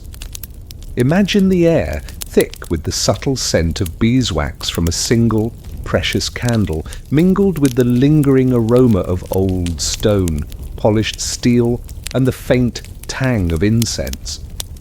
The sounds were no longer the low murmur of whispered prayers. They included the soft crackle of the candle flame, the gentle rustle of a man shifting on his bed, and the profound, almost oppressive silence that settled over the sleeping castle. Torchlight, once illuminating grand halls, now concentrated to a single, fragile point, casting long, dancing shadows. After his prayers, the knight would settle onto his bed, his armor resting on its stand, his sword laid flat beside him. But the room would not be plunged into absolute darkness. A single tallow or beeswax candle, carefully placed on a sturdy stand, would be left burning through the long hours of the night. This was a deliberate, purposeful act, imbued with deep significance. Listen to the soft, rhythmic flicker of the candle flame, its tiny movements creating a gentle, hypnotic dance of light and shadow on the rough stone walls. Hear the faint, almost imperceptible hiss of the wax as it slowly melted, feeding the persistent flame. See the single, defiant point of light pushing back the encompassing darkness, its small glow a constant visual anchor in the vast, silent night. The candle's watch served multiple functions. Practically, it offered a minimum of light for any sudden awakening, for grabbing one's sword in an emergency, or for a brief moment of prayer. It dispelled the absolute blackness that could induce profound psychological terror, allowing for a degree of comfort and orientation within the chamber. But its symbolic significance was far greater. Firstly, it represented vigilance. A knight was expected to be constantly alert, even in sleep, ready to respond to any threat to his lord, his family, or his honor. The burning candle was a tangible manifestation of this unwavering watchfulness, a silent guardian against unseen dangers, assassins, traitors, thieves, or even the subtle creep of malevolent spirits. Secondly, it symbolized purity and faith. In Christian belief, light was associated with God, with truth, with the divine presence, while darkness was the realm of evil and sin. The burning candle was an act of devotion, invoking divine protection, ensuring the purity of the knight's chamber and his soul against demonic influence or unholy dreams. It was a visible prayer, silently burning through the night. The fear of the candle dying, of being plunged into absolute blackness, was subtle but pervasive. It would not only signal the practical loss of light, but the symbolic loss of vigilance, of purity, of divine protection. The knight might rouse himself periodically, checking the flame, ensuring its steady burn before drifting back into a shallow, guarded sleep. A single flame burned through the night, not just for light, but as a symbol of vigilance and purity. The candle's watch was a strange, pervasive, and often rigid aspect of daily life for medieval knights. It was an unspoken code, a constant, pervasive presence that shaped their nightly rituals, deepening their understanding of honor and reminding them that their very existence was bound not just by martial prowess, but by a rigid, spiritual hierarchy enforced by custom, by faith, and by the terrifying power of unseen dangers, ensuring a fragile, guarded rest under its unwavering symbolic light. Night, silence, the memory, dreams of saints and battles. In the profoundly spiritual and often violent world of the medieval knight, where life was a constant dance with death, the realm of sleep was rarely a peaceful void. Instead, it was an active, potent landscape of the mind, deeply intertwined with their waking fears and fervent faith. Dreams of saints and battles were a fundamental aspect of their rest. Knights saw visions of holy war and heaven-s approval, or nightmares of dishonor, a chilling, unspoken code that shaped their spiritual struggles, guided their actions, and profoundly influenced their perceptions of destiny and divine will. Imagine the air thick with the subtle scent of beeswax from a dwindling candle, old stone, and the lingering aroma of incense, mingling with the earthy tang of sleep and sweat. The sounds were no longer the gentle breathing of a man at rest. They included the low murmur of unspoken prayers, the distant clash of phantom swords, and the soft rustle of silk banners now transformed into battle standards. Torches, flickering on stone walls, cast dancing shadows, bringing the dreams to life. For a knight, sleep was shallow, often restless, easily broken by the cold, by the demands of his vigilant training, or by the vivid images that assailed his mind. These dreams were not dismissed as mere subconscious wanderings. They were taken as potent messages from the divine, from saints, from ancestors, or from malevolent spiritual forces. Listen to the low, guttural cries of a knight thrashing in his sleep, his body tense with the phantom struggle of battle. Hear the murmured words of a wife or squire trying to soothe him, to guide him back to peace. See the knight, upon waking, his face grim with the lingering memory of a terrifying vision, his eyes wide with a profound sense of revelation or dread. Dreams of saints were often powerful sources of comfort and inspiration. A knight might see a vision of his patron saint, offering guidance, blessing his sword, or promising victory in an upcoming holy war. Such dreams would fill him with renewed zeal, bolstering his courage, affirming his divine purpose. These visions were often interpreted as a sign of heaven's approval, a direct communication from God. But dreams of battles were more complex. They could be glorious replays of past triumphs, affirming his martial prowess and honor. More often they were vivid, terrifying rehearsals of future conflicts, filled with the clang of steel, the screams of the wounded, the chaos of combat. These nightmares, while unsettling, also served a practical purpose, preparing the knight psychologically for the brutal realities of war, sharpening his instincts. And then there were the nightmares of dishonor, dreams of cowardice, of failure in battle, of breaking his oath, of being stripped of his armor, or of committing a grievous sin.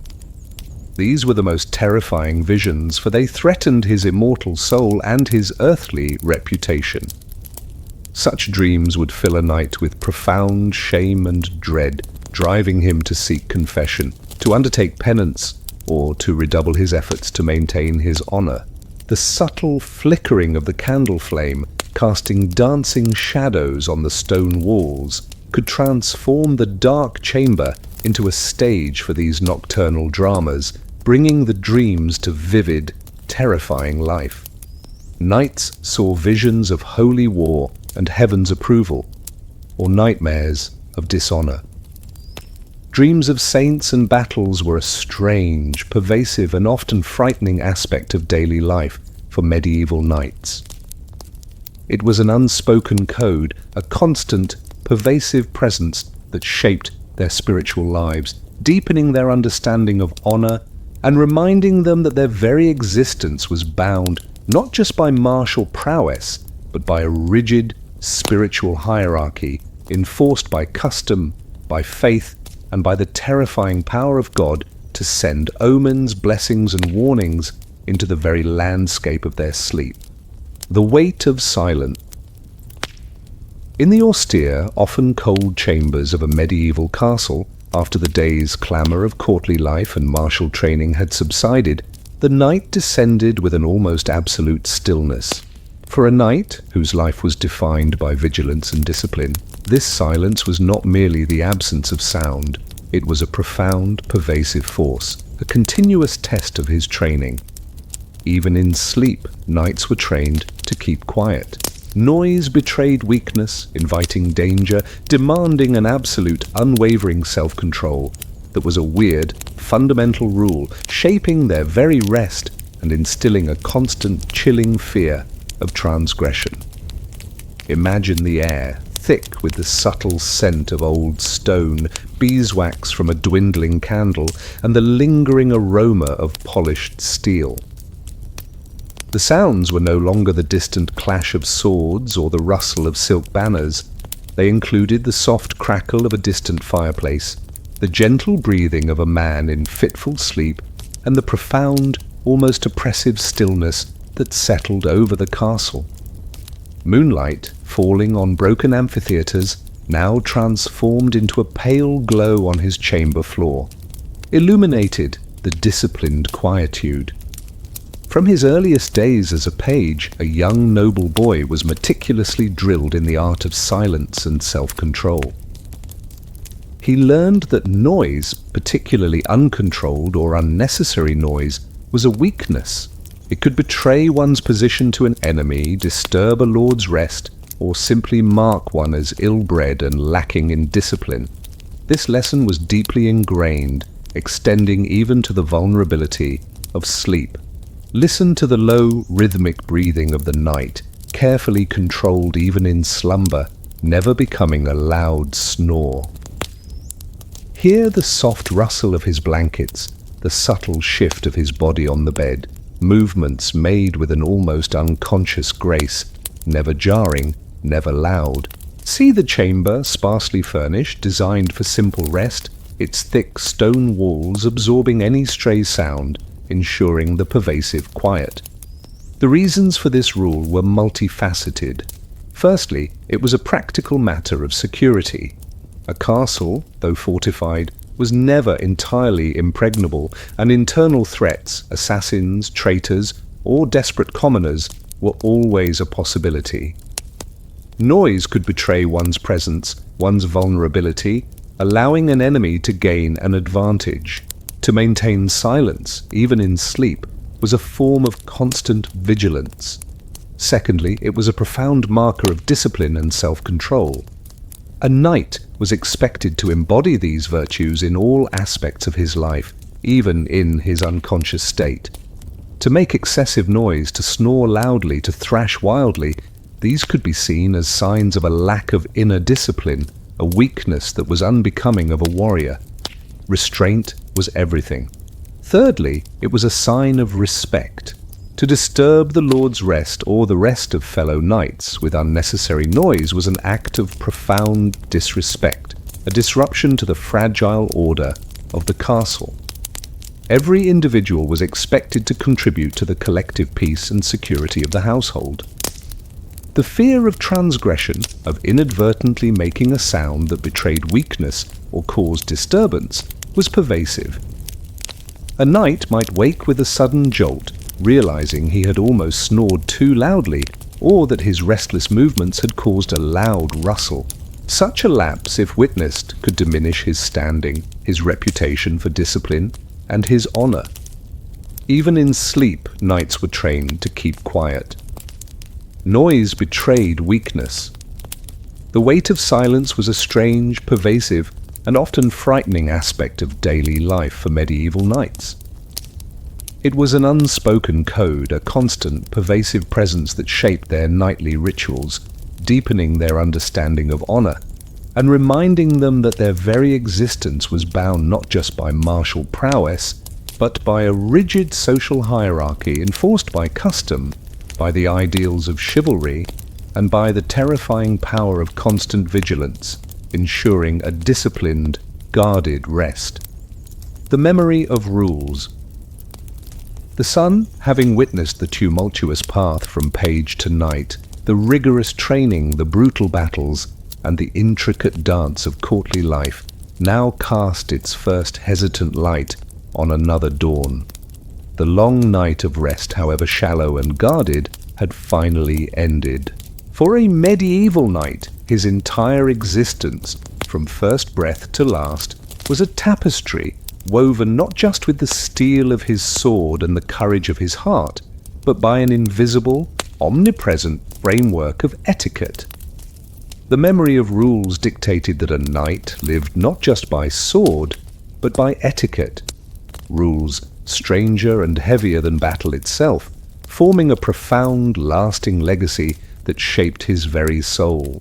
Imagine the air, thick with the subtle scent of old stone, polished steel, and the lingering aroma of beeswax from a dwindling candle. The sounds are no longer the distant clash of swords or the rustle of silk banners. They are the low murmur of whispered prayers, the rhythmic creak of a grand fireplace, and the gentle breathing of a man preparing for another day's duties. Sunlight glinting off polished armor, now standing sentinel in his chamber, illuminates the enduring power of custom. From the tender age of 7, a young noble boy began his arduous journey, a relentless indoctrination into a world where every gesture, every word, every silence carried profound meaning.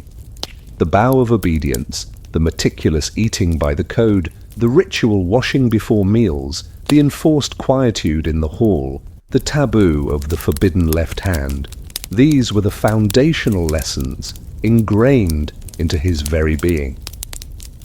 Listen to the enduring echoes of these rules in his daily life. The automatic deference to his lord, the precise etiquette at feast and court, the careful handling of his sword, the symbolic kiss of brotherhood, the disciplined silence at a tournament. Hear the low murmur of his own conscience, reminding him of the subtle transgression, the potential oversight, the constant fear of dishonor. The rules of chivalry, the codes of courtly conduct, the rigid social distances, the strictures of religious observance. These were not external impositions to be grudgingly followed. They became internalized, woven into the very fabric of his identity, shaping his character, his honor, his understanding of his place in the world. The oddities of honor, the sacredness of his beard, the dread of spilling salt, the taboo of showing his shoe soles, the inviolability of his lord's chair, the guarded vigilance of his sleep. These seemingly strange customs were potent symbols defining his dignity, his loyalty, his very worth. The memory of rules was a constant, pervasive presence, shaping his thoughts, his actions, his dreams. It dictated his prayers before bed, guided the flickering candle that watched over his sleep, influenced the very visions that populated his slumber, and imposed a profound weight of silence even in his rest. These rules, though often stranger and heavier than battle itself, were the bedrock of his existence. They provided a framework of order in a chaotic world, a code of conduct for a warrior whose strength needed to be tempered by discipline, by virtue, by honor. They bound him to his lord, to his god, to his fellow knights, and to the ideals he strove to embody. From first breath to last, a knight lived not just by sword, but by etiquette, rules stranger and heavier than battle itself.